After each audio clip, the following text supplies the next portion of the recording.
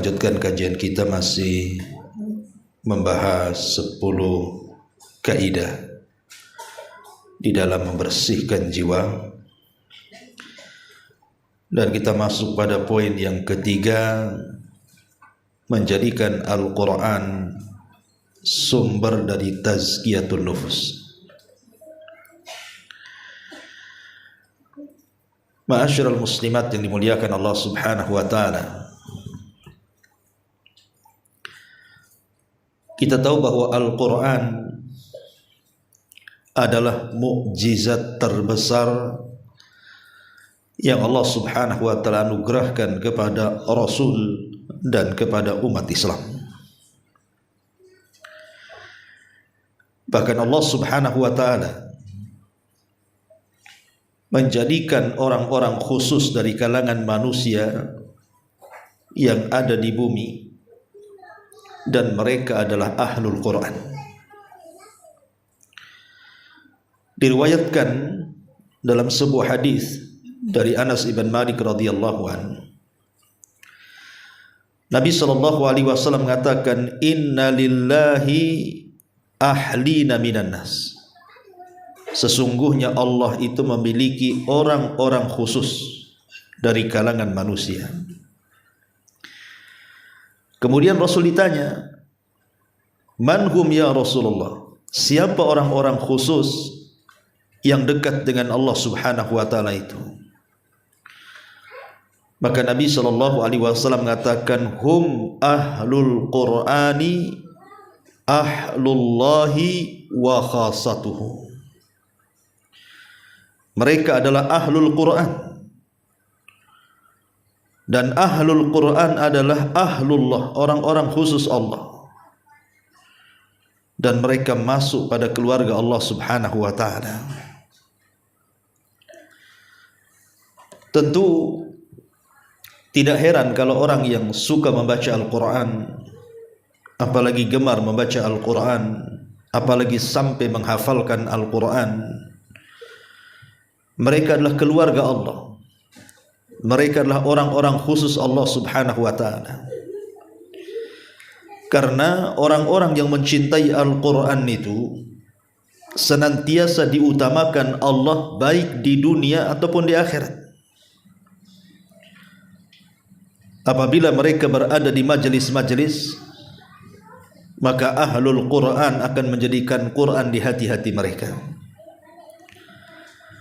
Apabila mereka berada di masjid-masjid, maka ahlul Quran akan didahulukan di mihrab-mihrab.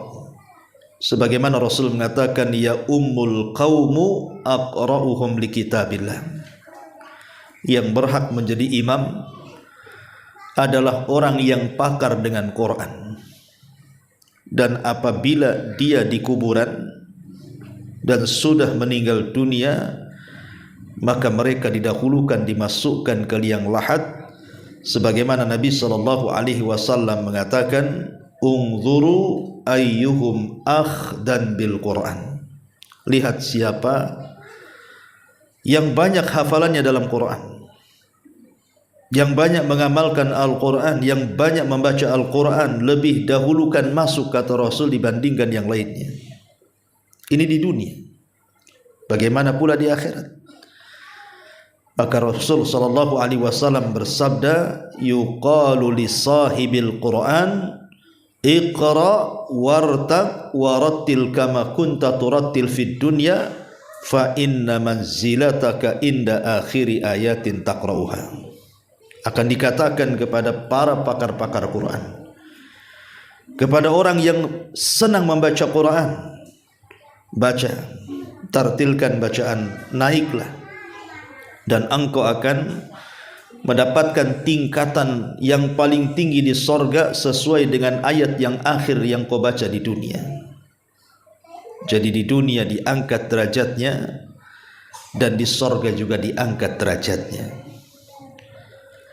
Makanya Umar radhiyallahu an pernah memuji Abdurrahman ibn Abza dan mengatakan, sadaqa Rasulullah sallallahu alaihi wasallam. Sungguh benar ucapan Nabi sallallahu alaihi wasallam, innallaha yarfa'u bihadzal kitab aqwaman. Sesungguhnya Allah Subhanahu wa taala mengangkat sebagian kaum dengan Al-Quran. Jadi Al-Quran itu mengangkat segalanya. Ketika Allah Subhanahu wa taala menurunkan Al-Quran lewat Jibril, maka tidak sembarang malaikat yang diutus untuk menyampaikan Al-Quran, tapi malaikat yang merupakan pemimpin para malaikat, Sayyidul Malaikah, pemimpinnya para malaikat, Jibril alaihi salam. Ketika Al-Quran diturunkan kepada manusia, tidak sembarang diturunkan kepada manusia, tapi diturunkan kepada Sayyidul Anbiya wal Mursalin, pemimpinnya para nabi dan rasul, Nabi kita Muhammad sallallahu alaihi wasallam. Ketika Al-Quran turun kepada Nabi sallallahu alaihi wasallam, tidak sembarang bulan diturunkan Quran, tapi di bulan yang sangat-sangat berkah, Ramadan, dan tidak sembarang malam, tapi diturunkan di malam yang lebih baik daripada 1000 bulan, malam Lailatul Qadar. Lihat ketinggian dan keutamaan Al-Quran. Kalau saja kemudian Al-Quran menjadikan Jibril pemimpin para malaikat, menjadikan Nabi SAW Sayyidul Anbiya wal Mursalin, menjadikan Ramadan merupakan bulan yang paling utama dari 12 bulan, menjadikan malam Lailatul Qadar pemimpin malam-malam dalam setahun, bahkan turun di kota Mekah, dan Mekah menjadi tempat yang paling suci karena disitulah turunnya Al-Quran. Bagaimana kalau Al-Quran itu masuk di dada-dada ibu? Bagaimana kalau Al-Quran itu masuk ke dada-dada kita, masuk ke hati sanubari kita, masuk ke qalbu kita? Maka Nabi SAW mengatakan, khairukum man ta'allamal Qur'ana wa 'allamahu. Maka sebaik-baik di antara kalian adalah orang yang belajar Al-Quran dan mengajarkan Al-Quran. Subhanallah. Ma'asyiral muslimat yang dimuliakan Allah Subhanahu wa taala, wallahi saya berani bersumpah kepada Allah Subhanahu wa taala, kalau Al-Quran itu dijadikan pegangan dalam hidup ibu dan keluarga ibu, maka akan mendatangkan keberkahan yang luar biasa.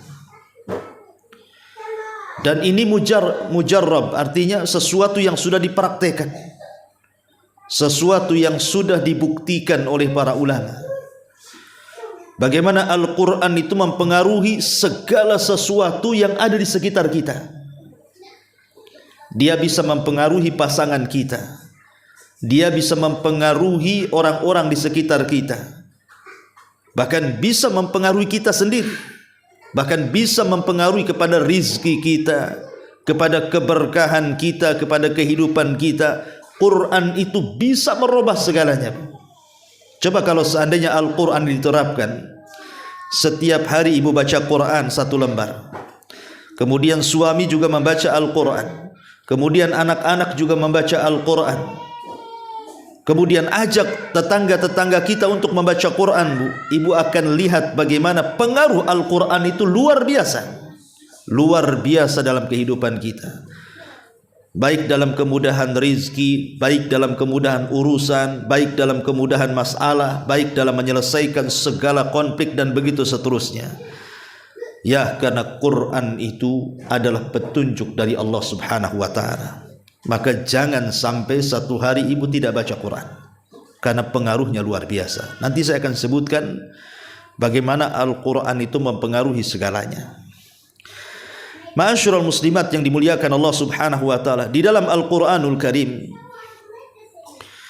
Allah Subhanahu wa ta'ala berfirman, tepatnya dalam surah Al-Hasyr ayat 21. Allah mengatakan, "Lau anzalna hadzal Qur'ana 'ala jabalin la ra'aitahu khashi'an mutasaddian min khasyatillah wa tilkal amsalu nadribuha lin-nasi la'allahum yatafakkarun." Sekiranya kami turunkan Al-Quran ini kepada sebuah gunung, pasti kamu akan melihat bagaimana gunung itu tunduk, terpecah belah disebabkan takut kepada Allah Subhanahu wa taala. Dan perumpamaan-perumpamaan itu kami buat untuk manusia agar mereka berfikir. Lihat bagaimana Al-Quran mempengaruhi benda-benda mati. Gunung itu benda mati, benda padat. Tapi kalau mereka mendengar Al-Quranul Karim dan Al-Quran turun kepada mereka, maka mereka akan merasakan takut yang luar biasa sehingga terkadang bisa memecahkan batu-batunya. Lihat bagaimana Al-Quran juga pengaruh kepada benda padat. Ma'asyiral muslimat yang dimuliakan Allah Subhanahu wa taala. Bahkan bukan hanya pengaruh kepada gunung-gunung, kepada lautan-lautan. Lihat bagaimana Al-Quran juga bisa mempengaruhi kepada kondisi-kondisi manusia. Baik dia orang kafir, baik dia dari kalangan ahli kitab, orang-orang musyrik, apalagi orang-orang yang beriman. Bahkan Nabi SAW sendiri, Bu, dia tidak cukup hanya sekedar membaca Quran saja, tapi dia meminta sahabatnya untuk membacakan Al-Quran dan dia mendengarnya. Dalam sebuah hadis, Nabi SAW pernah datang kepada Abdullah ibn Mas'ud radhiyallahu anhu yang kunyahnya Ibnu Ummi Abdin. Apa kata Rasul? Rasul SAW mengatakan, Iqra' alayya al-Quran. Bacakan kepadaku Al-Quran. Bacakan kepadaku Al-Quran. Tolong anak-anak Bu ya, ini konsentrasinya jadi buyar ya. Ditenangkan dulu. Taib. Jadi Abdullah bin Mas'ud radhiyallahu an didatangkan oleh Nabi SAW, kemudian disuruh membaca Quran. Apa kata Nabi SAW? Iqra' alayya al-Quran.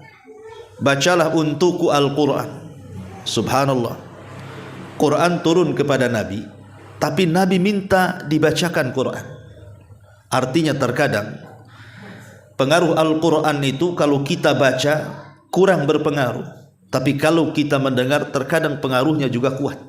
Betapa banyak kalau kita mendengar Quran, Bu, mungkin suaranya bagus, suara indah, tajwidnya bagus, tahsinnya luar biasa, terkadang kita bisa melelehkan air mata kan, Bu, apabila mendengar orang yang membaca Quran itu indah suaranya. Lah Nabi SAW meminta kepada Abdullah bin Mas'ud untuk dibacakan Quran dan Rasul mendengarnya. Sampai Abdullah bin Mas'ud heran dan mengatakan, ya Rasulullah, a'aqra'u 'alaika al-Qur'an wal Qur'anu unzila ilaika? Rasul, haruskah aku membaca Quran untukmu sementara Quran turun kepadamu? Maka Rasul mengatakan, sudah, baca saja. Akhirnya Abdullah bin Mas'ud membaca surah An-Nisa.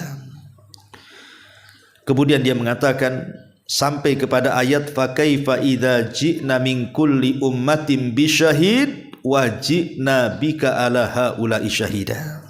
Kata Rasul, cukup. Karena ayat ini menyinggung Rasul. Fa kaifa idza ji'na min kulli ummatin bisyahid. Bagaimana kalau seandainya kami datang pada tiap-tiap umat ini saksi, wa ji'na bika ala haula'i syahida, dan engkau yang akan jadi saksi bagi mereka. Kata Rasul, cukup wahai Ibnu Mas'ud. Kata Abdullah bin Mas'ud, aku melihat Rasul mulai berlinang air mata dan membasahi janggutnya. Lihat, Nabi SAW terenyuh dengan membaca Al-Quran, terpengaruh hatinya. Ma'asyiral muslimat yang dimuliakan Allah Azza wa Jalla, okelah itu Nabi. Hatta orang-orang kafir sekalipun. Dijelaskan dari Abdullah ibn Amr ibn As radhiyallahu an. Abdullah ibn Amr ibn As radhiyallahu an. Ketika Nabi SAW membaca surah Ibrahim, Rabbi innahunna adlalna katsiran minan nas, faman tabi'ani fa innahu minni.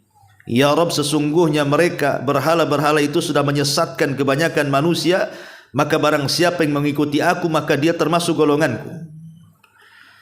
Tiba-tiba kemudian Nabi SAW mengangkat kedua tangannya dan mengatakan, Allahumma ummati ummati. Ya Allah, umatku dan umatku. Kemudian Rasul membacakan in tu'adzibhum fa innahum ibaduk wa in taghfir lahum fa innaka antal azizul hakim. Kalau engkau mengadab mereka ya Rabb, mereka hamba-hambamu.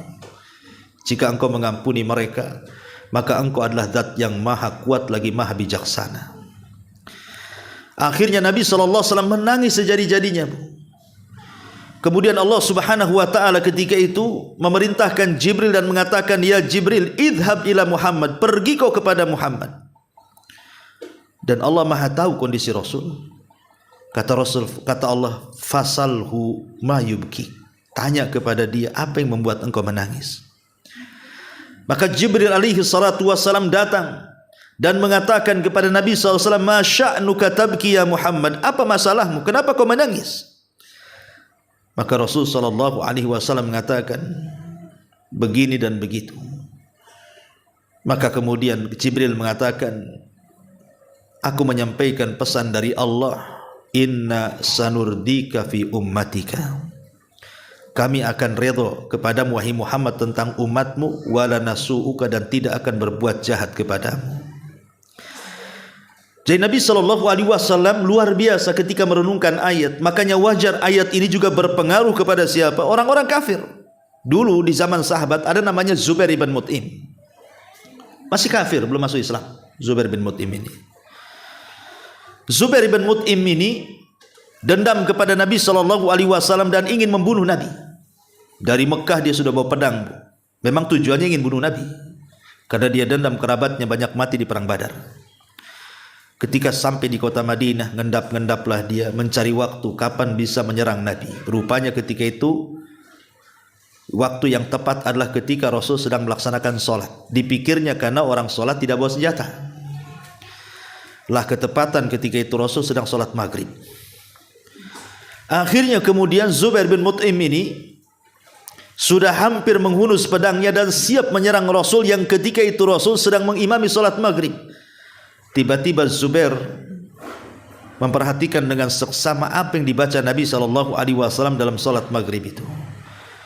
Rupanya Zubair bin Mut'im mendengar Rasul membaca surah Toha sampai kepada firman-Nya, innani anallah la ilaha illa ana fa'budni wa aqimis salata lidzikri.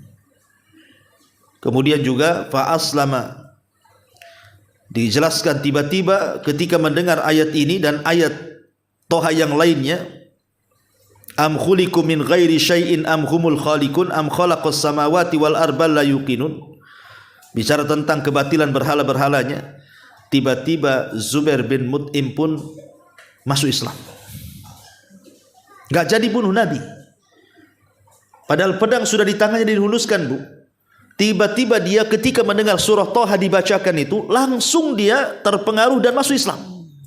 Lihat bagaimana Al-Quran mempengaruhi hati Zubair bin Mut'im. Padahal ketika dia musyrik, Bu, masih musyrik, penyembah berhala. Hal yang sama juga terjadi kepada Umar bin Khattab, kan Bu? Ibu tahu sejarah masuk Islamnya Umar, kan? Bagaimana ketika dia hendak membunuh Nabi SAW di perjalanan, tiba-tiba dicegat kawannya dan mengatakan, hendak pergi kau kemana wahai Faruk, wahai Umar? Kata Umar, hendak membunuh Muhammad, katanya. Kata temannya, maukah kuhabarkan sesuatu yang lebih hebat dibandingkan kau datang kepada Muhammad dan membunuhnya? Apa kata Umar? Adikmu Fatimah masuk Islam, katanya. Akhirnya kemudian Umar pun mencari Fatimah. Rupanya di Fatimah ada di rumahnya, sedang belajar Al-Quran kepada Khabbab ibn Arat bersama suaminya Sa'id ibn Zaid itu. Umar sempat mendengar, tapi Umar karena sudah kemakan emosi didobrak rumahnya, kemudian langsung dihantam itu, dipukulnya Fatimah sampai tersungkur. Umar merasa malu dan aib memukul seorang wanita, menyesal dia. Akhirnya kemudian dia melihat ada lembaran di tangannya, catatan-catatan Quran. Kata Umar, apa ini? Kata Fatimah, ini Al-Quran, dan kau tidak boleh memegangnya sebelum kau mandi, katanya. Akhirnya Umar mandi, padahal masih musyrik itu. Setelah mandi kemudian diberikanlah lembaran itu. Kemudian Umar sempat membacanya, dalam tulisan itu ada surah Toha. Subhanallah. Tiba-tiba Umar pun kemudian melembut. dan dia ingin masuk Islam. Ketika itu di balik tembok Khabbab bin Arat yang sembunyi keluar dan mengatakan, "Ya Umar, aku pernah mendengar Nabi SAW bersabda, Allahumma izzal islama bi umaraini. Ya Allah, muliakan Islam dengan 2 Umar, salah satunya engkau." Maka Umar sejak itulah dia berazam masuk Islam dan akhirnya masuk Islam. Dan dia orang yang ke-40 masuk Islam di rumah Arqam bidaril Arqam. Lihat bagaimana Umar berubah total ketika mendengar Quran, padahal dia masih kafir. Ya. Masyarul muslimat yang dimuliakan Allah Subhanahu wa taala, bahkan yang paling memusuhi Nabi, yang menghabiskan hartanya untuk memusuhi Nabi, Al-Walid ibn Mughirah. Al-Walid ibn Mughirah yang turun surah Al-Mudaththir kepadanya. Satu hari dia mendengar Abu Bakar membaca Quran dan dia takjub. Akhirnya Al-Walid mengatakan, "Kau belajar dari mana kata-kata itu?" Kata Abu Bakar, "Dari Nabi. Kalau engkau mau, aku hadapkan kau kepada Nabi." Akhirnya Al-Walid ibn Mughirah pun datang kepada Rasul. Kemudian Rasul membaca Quran. Setelah itu kemudian dia pulang. Ketika pulang, orang-orang Quraisy kafir ini heran. Bagaimana mungkin Al-Walid sebelum pulang kok wajahnya berbeda ketika dia pulang? Ada apa? Jangan-jangan sudah terpengaruh dengan Muhammad. Apa kata Al-Walid ibn Mughirah? "Wahai Quraisy, aku loh orang yang paling paham tentang syair. Aku yang paling paham tentang syair-syair Arab. Bahkan syair-syair jin pun aku tahu," katanya. Tapi Quran itu beda. Dia mengatakan, "Innahu la halawa wa inna alaihi la talawa wa innahu la muthmir a'lahu maghdhiqatu asfalahu wa innahu la ya'lu wa ma yu'la wa innahu la yakhtimu ma tahtahu." Apa kata Al-Walid ini? Demi Allah, Quran itu sangat manis, memiliki tilawah kenikmatan-kenikmatan dalam telinga. Bagian atasnya berbuah, sedangkan bagian bawahnya begitu subur. Perkataannya begitu tinggi dan tidak ada yang mengunggulinya, serta menghantam apapun yang ada di bawahnya. Hampir-hampir Al-Walid masuk Islam. Kalau bukan karena takut hilang jabatan, dia sudah masuk Islam, Bu. Tapi karena takut hilang jabatan, akhirnya tetap kufur. Tapi kan sempat terpengaruh tuh. Sampai Abu Jahal itu ketakutan kalau Al-Walid masuk Islam, karena dia orang paling kaya di Mekah ketika itu. Bagaimana kalau dia masuk Islam? Satu kota Mekah bisa masuk Islam dengan kekayaannya tuh. Tapi lihat pengaruhnya Quran kepada musuh-musuh Nabi SAW. Bahkan bukan hanya kepada manusia, kepada bangsa jin Quran itu berpengaruh. Jadi ketika Nabi SAW pulang dari Taif, gagal berdakwah di Taif karena orang Taif lebih ganas dibandingkan orang Quraisy, melempari Rasul sampai Rasul lari 1 mil dengan Usama atau dengan Zaid ibn Harithah pembantunya. Akhirnya kemudian Rasul beristirahat di kebun kurma putra-putra Mughirah. Disitulah Nabi SAW salat fajar, salat subuh. Kemudian membaca Al-Quran. Allah takdirkan ada 7 atau 8 jin itu nyasar ke kebun itu dan mendengar Nabi SAW membaca Al-Quran. Tiba-tiba setelah Rasul selesai sholat, kalangan jin ini mengatakan, "Aman Nabi, kami beriman dengan itu."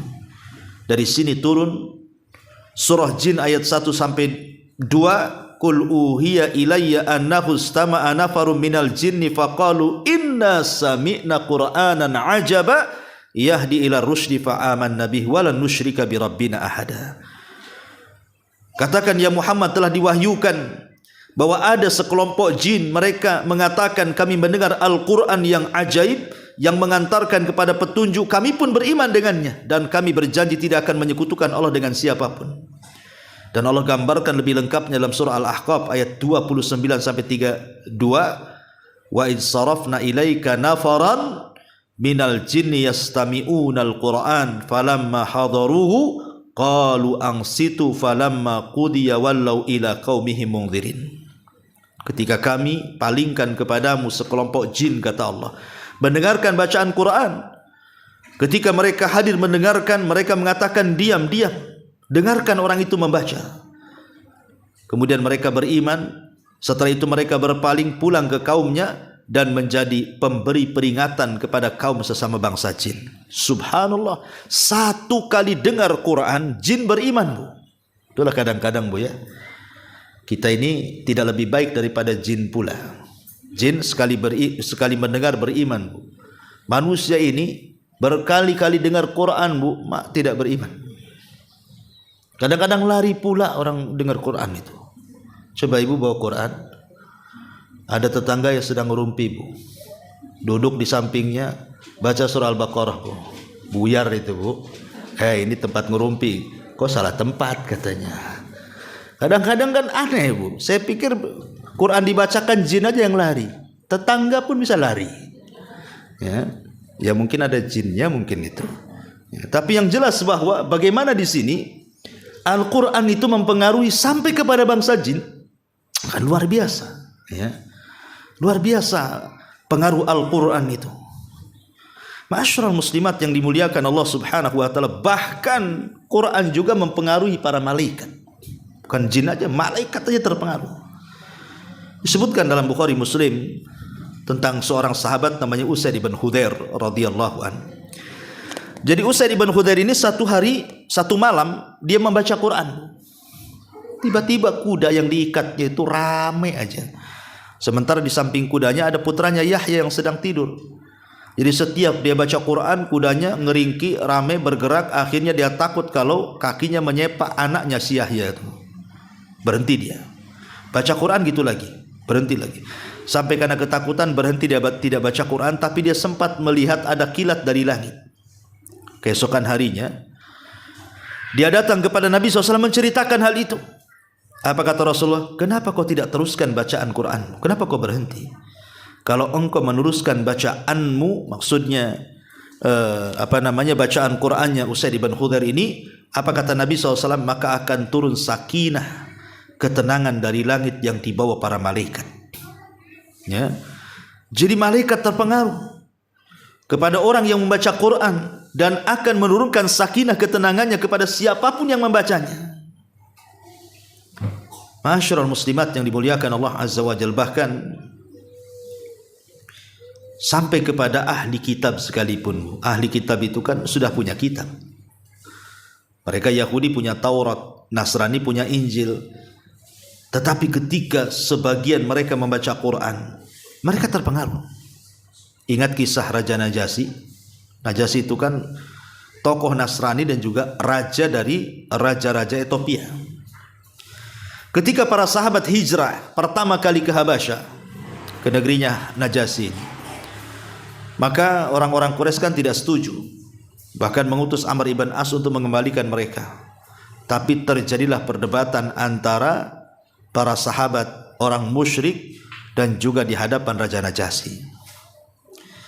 Kemudian di sini ada perkataan yang bagus sekali dari Ja'far bin Abi Thalib yang ketika itu membela diri di hadapan raja. Apa kata dia? Ayyuhal malik, wahai raja, kunna qauman ahla jahiliyah, na'budul asnam wa na'kulul maitata wa na'til fawahisha wa naqta'al arham wa nasi'ul jiwar wa ya'kul qawi minna dhaif.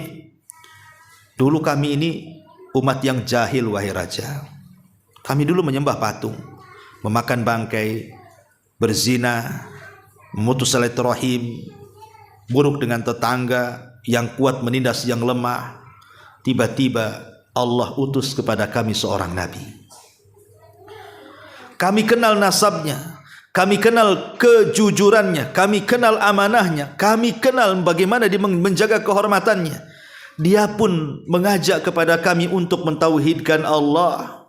Dia pun mengajak kami untuk berkata dengan kata-kata yang jujur. Disuruhnya kita amanah, disuruhnya kita silaturahim, disuruhnya kita berbuat baik kepada tetangga, disuruhnya kita untuk tidak melakukan yang haram, melakukan zina, mengucapkan kalimat kotor, memakan harta anak yatim, menuduh manusia baik, wanita baik-baik, berzina, memerintahkan kami beribadah, sholat, zakat, puasa, terus disebutkan sampai akhirnya Amr ibn As ini mempengaruhi Najasyi dan mengatakan, ya memang seperti itu, tapi kata Amr ibn As kepada Najasyi itu, dia mengatakan tentang ibunda kalian dan Isa bin Maryam begini dan begitu.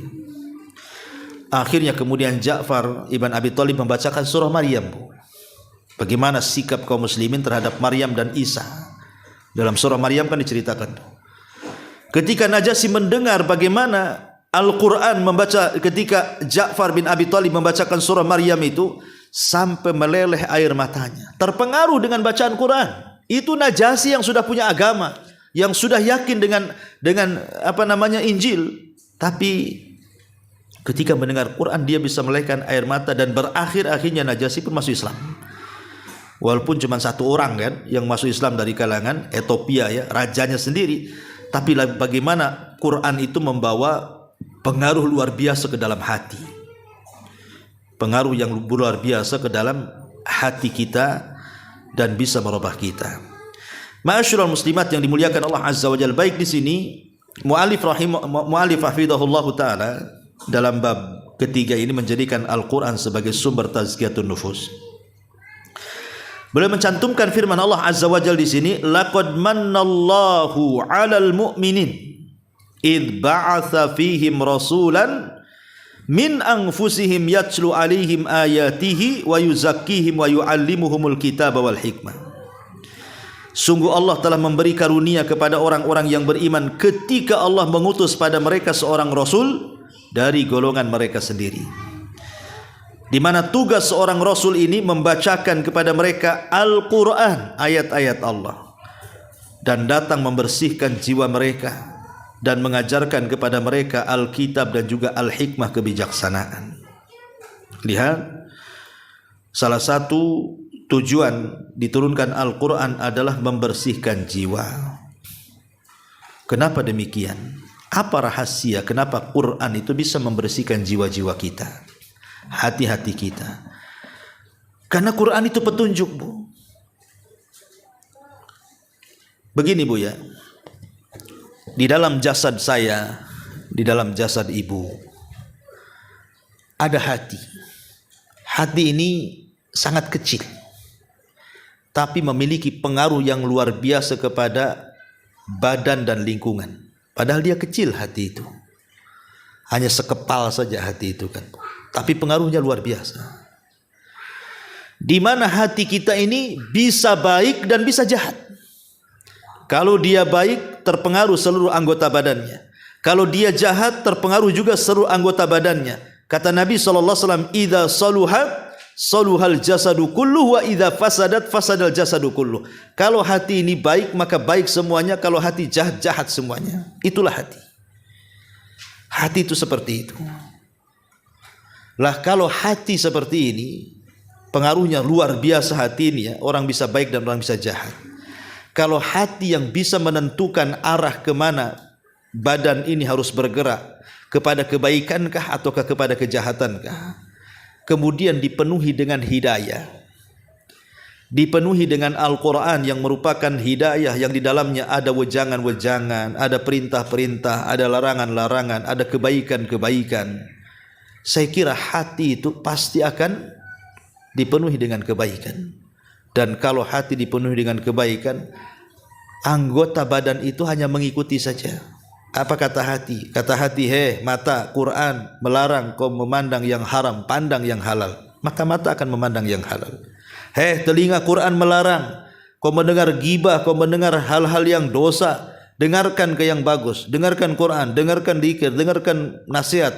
Maka telinga akan menurut. Kata hati, lisan, jangan kau suka gibah ya. Quran menyuruh tidak boleh gibah, karena bergibah itu sama dengan memakan bangkai saudaranya. Ayuhibbu ahadukum an ya'kula lahma akhihi faitan fakarihtumu.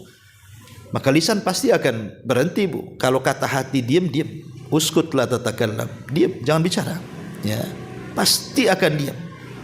Kaki jangan melangkah ke yang haram, pasti tidak akan melangkah. Tangan kau jangan berak. Begitulah Al-Quran akan merubah segalanya, Bu.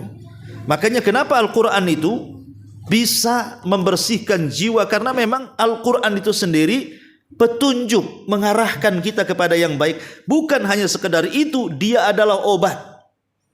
Wa nunazzilu minal Qur'an ma huwa syifa. Sebagaimana Allah mengatakan, dan kami turunkan Al-Qur'an itu menjadi obat. Dan di sini Allah katakan, ya ayyuhan nas qad ja'akum mau'idhatum mir rabbikum wa syifaun lima fis sudur wa hudan wa rahmatun lil mu'minin. Hei manusia, sesungguhnya telah datang kepadamu pelajaran dari Tuhanmu, dan Quran itu sebagai penyembuh bagi penyakit-penyakit hatimu, penyakit-penyakit di dadamu, dan dia petunjuk serta rahmat bagi orang-orang yang beriman. Lihat, hati kita, Bu, terlampau banyak penyakit kan, Bu. Apalagi di zaman sekarang yang namanya syubhat dan syahwat itu seolah-olah sudah bermain-main di hati kita, Bu. Hari ini hati kita ini nggak ada yang selamat, Bu. Karena hati kita ini hari ini dipenuhi dengan urusan-urusan dunia kan, Bu. Kepengen ini, kepengen itu. Nah, itulah hati kita sekarang. Benci ini, benci itu, hasad kepada si ini, hasad kepada si itu, dengki kepada si ini, dengki kepada si itu, tidak terima, macam-macam lah. Ya. Hati di zaman sekarang ini hampir tidak selamat daripada syubhat dan syahwat. Dan yang bisa mengobati dari dua penyakit ini hanyalah Al-Quran. Quranlah yang akan menyembuhkan penyakit syahwat dan syubhat. Ma'asyiral muslimat yang dimuliakan Allah Subhanahu wa taala, tentu kalau hanya Al-Quran itu kita baca, Bu,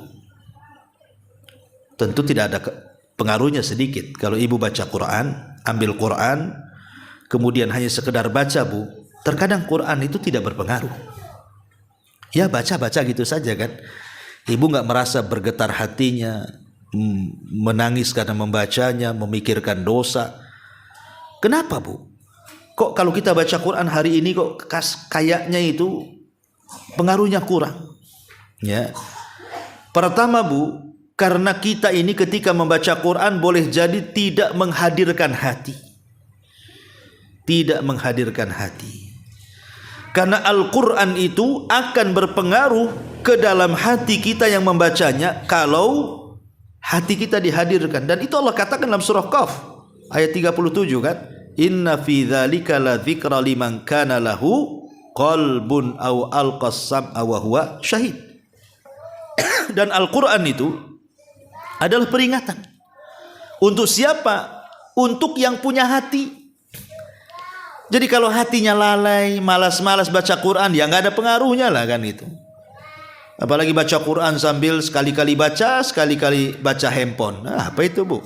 Kok jigjag gitu baca Qurannya? Baca satu ayat, balas WA. Baca lagi satu ayat, balas WA. Ini main-main namanya. Ya, kalau baca Quran matikan tuh handphone itu. Fokus, memang betul-betul saya baca Quran. Hadirkan hati. Ya. Yang kedua, Bu, usahakan kalau baca Quran jangan geremeng-geremeng bahasa saya itu. Ya, dikeraskan. Kan ibu dalam rumah nggak dengar kecuali ibu saja kan. Dalam kamar, ya dikeraskan, Bu, karena biasanya mengeraskan membaca Quran itu ada pengaruh tersendiri. Dibandingkan ibu hanya bisik-bisik, itu kurang. Ya. Kemudian juga ibu merasakan ketika baca Quran itu seolah-olah ibu sedang mengkhitab Allah. Seolah-olah ibu sedang berhadapan dengan Allah Subhanahu wa taala dengan setiap ayat. Bu, kalau kita mengajak bicara dengan Allah, maka lakukan salat. Tapi kalau kita merasa diajak bicara Allah, itulah baca Quran. Bedanya salat dengan Quran di situ. Kalau salat ibu ngajak dialog dengan Allah. Karena setiap ibu membaca surah Al-Fatihah, alhamdulillahirabbil alamin, Allah katakan apa? Hamidani abdi, hambaku sedang memujiku.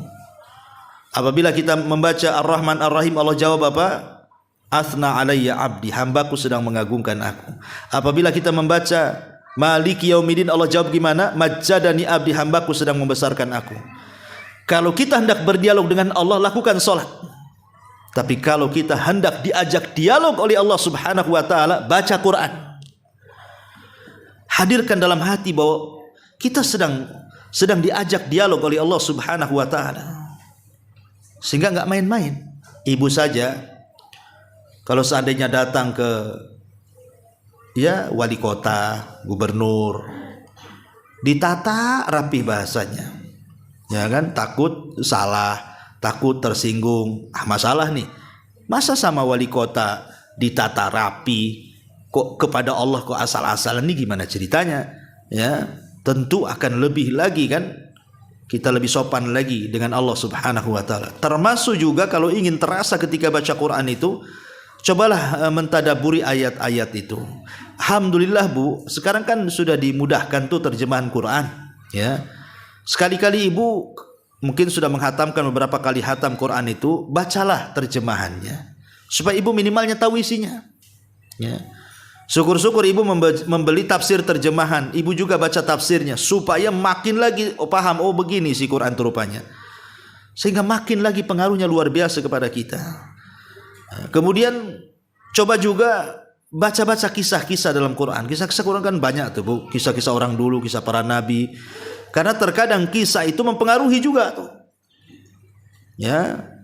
Kemudian juga kata para ulama, ada istilah fahmul hudud khairun min fahmil huruf, bahwa memahami batasan-batasan, hukum-hukum, larangan-larangan, wejangan-wejangan dalam Al-Quran itu jauh lebih baik dibandingkan hanya sekedar memperhatikan bacaannya, tajwidnya, tahsinnya, dan begitu seterusnya. Dua-duanya baik, tetapi kalau lebih baik lagi Ibu renungkan isinya. Baru Quran itu akan mempengaruhi kita. Dan akan lebih mempengaruhi lagi Bu kalau dibaca di sepertiga malam akhir. Ketika manusia sudah tidur, Ibu tahajud, ambil Quran, baca, itu pengaruhnya luar biasa Bu. Karena Allah yang mengatakan inna nasyi'atal laili hiya ashaddu wat'aw wa aqwamu qila. Jadi bacaan Quran di malam hari itu lebih berasa kepada jiwa, itu Allah yang mengatakan. Sehingga pengaruhnya luar biasa gitu ya, kalau digunakan untuk qiyamul lail atau dibaca ketika di sepertiga malam. Karena Allah mengatakan wat'an wa aqwamu qila, itu lebih berasa kepada jiwa kita, lebih berasa kepada hati kita. Ma'asyiral muslimat yang dimuliakan Allah Subhanahu wa taala, tapi ya gitulah kadang-kadang karena kita ini hidup di dunia banyak masalah, sedih, banyak persoalan, muskilah, kesulitan di mana-mana, ya kan? Kemudian bukannya mendekat Al-Qur'an, makin jauh dari Al-Qur'an. Ya, kemudian juga gelap hati kita ini karena banyaknya maksiat dan begitu seterusnya. Kadang-kadang itu pula yang menjadikan Al-Qur'an itu tidak berpengaruh kepada kita. Ma'asyiral muslimat yang dimuliakan Allah Subhanahu wa taala, padahal kalau kita melihat pahalanya saja kan, cukuplah dua yang kita pahami. Sebenarnya banyak. Satu, orang yang suka baca Quran itu Bu, Quran akan jadi syafaat Ibu. Nanti pada hari kiamat Quran akan membela kita di hadapan Allah. Siapa yang banyak membaca Quran di dunia, maka akan banyak pembelaannya di akhirat di hadapan Allah. Karena di zaman nanti di akhirat nggak ada lawyer Bu, nggak ada pengacara, ya. Di akhirat itu yang bisa menolong amalan kita, dan salah satunya adalah Quran yang paling berpengaruh menjadi penolong kita pada hari kiamat. Yang kedua, setiap satu huruf itu 10 kebaikan. Kalau Ibu baca Qul huwallahu ahad Allahus samad itu berapa huruf tuh? Kalilah 10. Kalau diulang-ulang sampai 100 kali qulhunya, oh makin banyak pahalanya kan begitu. Makanya orang yang menghafal Quran itu paling banyak pahalanya Bu. Ibu ini sudah tua. Sudah tua kan Bu? Ya. Adalah yang tua, yang muda sedikit ya. Jadi umpamanya seandainya Ibu ini ingin menghafal, oh sekarang wadduha sudah hafal lam yakunil kan, itu agak panjang kan Bu, ya. Ibu ingin menghafal lam yakunil ladina kafaru itu. Lam yakunil ladina kafaru, lam yakunil ladina kafaru. Ulang-ulang sampai 1000 kali enggak hafal-hafal. Ya. Enggak apa-apa Bu, enggak hafal-hafal enggak ada masalah. Ya. Walaupun sebenarnya ada masalah, kenapa tak hafal-hafal kan itu.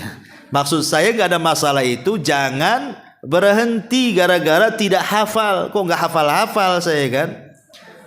Rupanya yang menghalangi hafalan karena banyak utang kan itu. Maksud saya kalau ibu terus baca walaupun tak hafal Bu, sekali baca itu kan dalam satu ayat itu kan banyak huruf Bu. Kalau ibu ulang-ulang satu ayat 1000 kali, kalikan satu huruf 10 pahala. Makanya nggak apa-apa nggak hafal-hafal pun, tapi kalau diulang-ulang tuh nggak terasa pahala kita banyak kan? Karena target kita baca Quran kan cari pahala, bukan target hanya sekedar menghafal saja. Lebih daripada itu cari pahala. Jadi itu harus paham, pahala Quran itu luar biasa. Dan baca Quran kan nggak bayar, nggak harus sedekah kan pakai harta, haji harus ke Mekah, puasa harus lapar-lapar. Quran bisa habis makan minum baca Quran. Ya, jadi itu amalan yang mudah tapi pahalanya luar biasa, luar biasa. Ya. Ma'asyiral muslimat yang dimuliakan Allah Subhanahu wa taala. Disebutkan oleh para ulama bahwa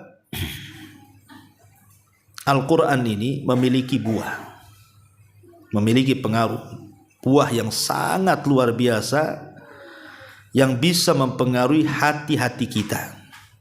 Apa saja pengaruh Al-Quran kepada hati kita itu? Satu, ziyadatul iman. Kalau orang betul-betul membacanya, memang mencari pahala dengan adab-adabnya, pasti Bu, iman akan senantiasa bertambah. Innamal mu'minuna alladzina idza dzukirallahu wajilat qulubuhum wa idza tuliyat alaihim ayatuhu zadatuhum imana. Bertambah iman kita kalau dibacakan Quran atau membaca Quran itu. Yang kedua, sholahul qulub. Hati jadi baik. Hati jadi baik. Kenapa demikian? Karena tadi saya katakan Quran ini bisa menghilangkan penyakit syahwat dan syubhat. Penyakit syahwat dan syubhat. Sebagaimana Allah mengatakan, ya ayyuhan nas, wahai manusia, qad ja'akum mau'idatun mir rabbikum, telah datang peringatan dari Rabb kalian, maksudnya Al-Qur'an, wa syifaa'un lima fis sudur, dan obat bagi hati-hati kalian. Kata Abdurrahman As-Sa'di, maksudnya obat pada hati-hati kalian, min amradis syahawat wasyubhat, dari penyakit syahwat dan syubhat. Kemudian yang ketiga, orang yang suka membaca Quran, cinta, senang, gemar, itu akan mudah melakukan ketaatan. Al-iqbal ala ta'atillah. Dia akan mudah untuk menangis, mudah untuk takut, mudah untuk, pokoknya akan mempermudah ibadah dia kepada Allah Azza wa Jalla kalau orang tidak lepas daripada Quran. Ya. Kemudian yang keempat, ziyadatu khasyatillahi Azza wa Jalla, akan bertambah-tambah takutnya dia kepada Allah. Kalau gunung saja bisa meledak gara-gara takut kepada Allah Azza wa Jalla, harusnya hati manusia lebih takut lagi dibandingkan gunung. Itulah pengaruh Quran. Bahkan lebih daripada itu, yang kelima, tahdzibus suluk wal akhlak, bisa membersihkan akhlak-akhlak yang tercela, akhlak-akhlak yang kurang bagus. Dan juga yang keenam, bisa menjadi obat. Ya, bisa menjadi obat. Ibu kalau umpamanya anak rewel malam-malam, bukan kok nangis anak bayi ini, tinggal dibacakan Quran aja. Umpamanya ibu mau ngasih susu gitu ya, SGM atau apa gitu kan, nah, dibacakan aja lah di susu itu, air susu itu, baca Al-Fatihah ke Muawwidhataini, kan udah jadi obat itu. Baru disusukan kepada anaknya. Yakin ibu niatkan untuk obat kan itu ya. Sebenarnya kalau kita lebih bergantung kepada Allah Azza wa Jalla itu, maka semua akan dipermudah. Dan kalau hati kita bersih Bu, kita tidak mungkin bosan membaca Quran. Dan itu ucapan Utsman bin Affan radhiyallahu anhu mengatakan, lau taharat qulubukum ma sabita min kalami rabbikum. Kalau hati kalian bersih, kata Utsman, kalian gak akan mungkin kenyang tuh. Baca Quran pasti akan baca Quran terus. Cuman hati kita ini kadang udah kotor Bu. Udah banyak dengki, banyak dendam, banyak hasad, mikir dunia. Kadang-kadang nengok Quran itu kayaknya kurang ini ya, kurang tertarik gitu ya. Bahkan ketika ibu menikah dengan suami, maharnya Al-Quran dan seperangkat alat sholat Bu, masih aja di etalase tuh Quran tuh, gak keluar-keluar. Sejak kawin sampai umur 60 tahun di etalase dia. Kan ini untuk dipajang, untuk dibaca. Kalau saya masih ingat dulu Bu, masih kecil-kecil saya itu masih sering ke musola, ke langgar kan. Itu kadang-kadang banyak Quran sobek itu. Banyak sekali Quran sobek itu. Sampai kalau kita nyari Quran yang benar itu hampir tidak ada tuh. Mesti nanti satu surat hilang. Ya, kenapa? Karena orang dulu tuh rajin baca Quran tuh. Sampai kalau nyari Quran yang benar itu susah tuh. Sekarang Bu, saya masuk ke masjid itu rapi Quran itu di etalase Bu. Rapi, sak jilid-jilidnya kayak nggak pernah disentuh itu. Ramadan aja itu keluarnya itu kuncinya tuh. Nah ini kan kemunduran. Betul lah nanti pada hari kiamat Rasul mengatakan di hadapan Allah, Rabbi inna qaumi ittakhadhu hadzal qur'ana mahjura. Ya Rabb, maafkan kaumku karena mereka ketika di dunia mulai meninggalkan Quran. Sudah tidak membacanya, tidak cinta membaca tafsirnya, tidak suka mengamalkan isinya karena tadilah mungkin hati kita sudah kotor. Maka mulailah dari sekarang ya kita memulai lagi mengawali, kalau bisa itu satu hari ya walaupun tidak satu lembar ya separuh lembar ataupun ya 2-3 ayat lah, tapi rutinitas selepas sholat itu. Dan ibu bisa rasakan keajaibannya, bisa merasakan keajaibannya. Kalau tadi pertama kita mencintai Al-Quran, bersihkan hati dari dosa dan maksiat, kemudian ambil waktu-waktu yang pas sepertiga malam pamannya kan. Kemudian juga rasakan dalam hati bahwa kita sedang berdialog dengan Allah Subhanahu wa taala. Kemudian kita meminta pertolongan kepada Allah Azza wa untuk dipermudah dalam membacanya, memahaminya dan mengamalkannya. Insya-Allah maka ibu akan melihat keajaiban Al-Quran itu. Kalau sekarang ya biasa-biasa aja karena tidak dicoba ya sampai seperti yang dijelaskan oleh para ulama dalam kitab ini. Wallahu a'lam bishawab. Ini materinya. Baik, kita buka tanya jawab, silakan.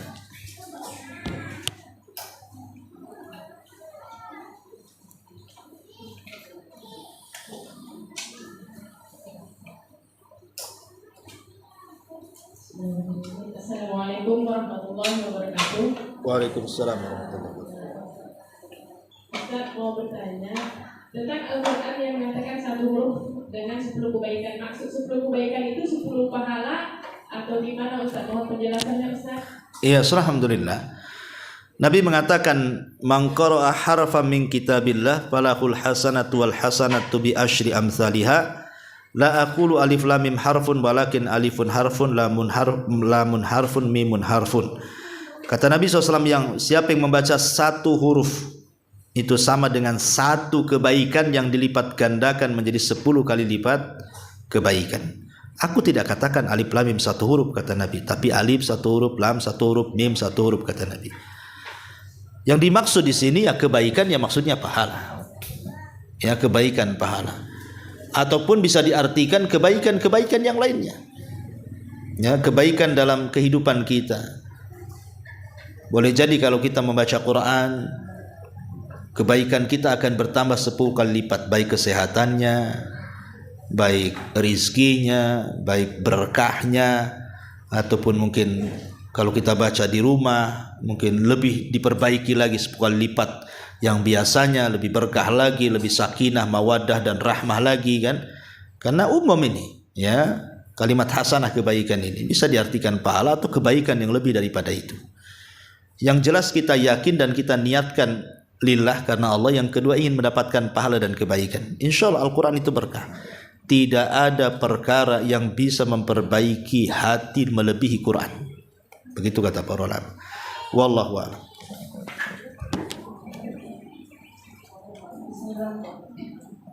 Mohon dijelaskan Ustaz tentang hadis 3 golongan yang neraka itu dipanaskan.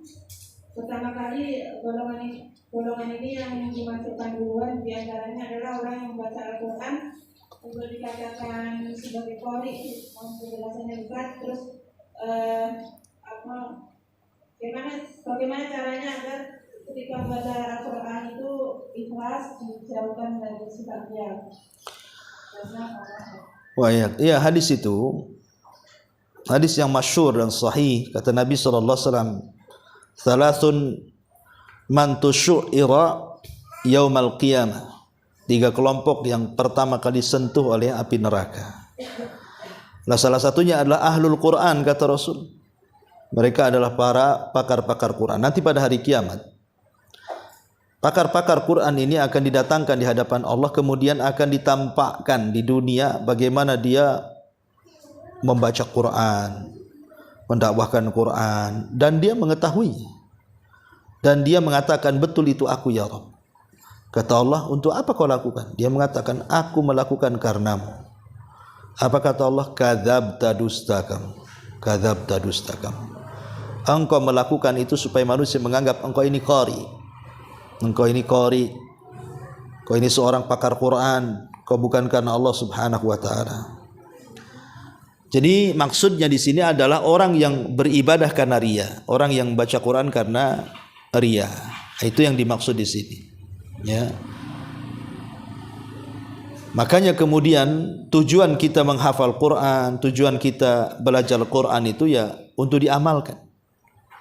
Bukan untuk riya-riyaan supaya manusia menganggap kita seorang qari, dan itu yang banyak di masyarakat. Qari ini, qari itu, kan begitu. Supaya manusia memandang saya ini pembaca Quran, qari Al-Quran. Makanya kalau hanya sekedar perlombaan dan umpamanya anak kita ikut lomba, ya kita semangati supaya dia makin cinta dengan Quran, kan. Tapi kalau maksudnya perlombaan itu supaya dikenal anaknya qari, jangan, Bu. Ya. Karena itu sudah niatnya syuhrah, popularitas, itu sudah riya, mengandung riya di situ. Maka kalau bisa lillahi ta'ala. Dan kalau bisa, Bu, anak-anak ibu itu kalau punya anak, kalau udah tua ya cucu-cucunya lah, kan itu. Arahkan mereka kepada Quran. Kalau bisa mereka hafal Quran. Karena nanti pada hari kiamat anak-anak penghafal Quran itu akan membahagiakan orang tuanya dan akan meletakkan piala di kepalanya.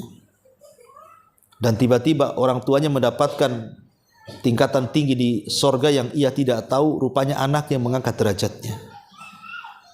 Jadi arahkan anak-anak kita ke dalam Al-Quran. Karena Quran itu sebenarnya kalau dididik kepada anak-anak, Bu, itu lebih mudah. Mungkin kalau ibu yang sudah tua gini, jangankan cerita 30 juz, kan, Bu. Juz 30 saja setengah mati ngapalnya, kan, Bu. Tapi kalau anak-anak sebentar aja itu. 1-2 lembar itu 1-2 hari selesai itu. Kalau kita sampai lembarannya copot pun otak kita copot juga, kan, gitu. Karena enggak hafal-hafal, gitu. Makanya anak-anak itu mumpung masih anak-anak, apalagi ibu melihat anak-anak ini nampak cerdas, ya. Oke, ibu punya cucu atau punya anak, beda sendiri otaknya. Sayang kecerdasan itu diberikan kepada yang lain. Kalau bisa arahkan ke Quran, makin cerdas lagi, Bu. Makanya kita lihat orang-orang yang menghafal Quran, kalau dia menghafal pelajaran umum itu lebih mudah, Bu, karena otaknya terbiasa menghafal. Tapi orang yang tidak pernah hafal Quran menghafal pelajaran umum itu sulit, Bu, setengah mati dia. Itu kadang-kadang juga membantu EQ, kan. Ya, makanya sekarang kan banyak universitas-universitas itu kalau yang hafal Quran itu dimudahkan tuh, karena tahu itu orang cerdas itu. Kalau nggak cerdas ya mungkin dia hafal Quran. Ya, jadi maksudnya di situ kembali bahwa hadis itu bicara tentang bahaya riya sebenarnya. Wallahu a'lam.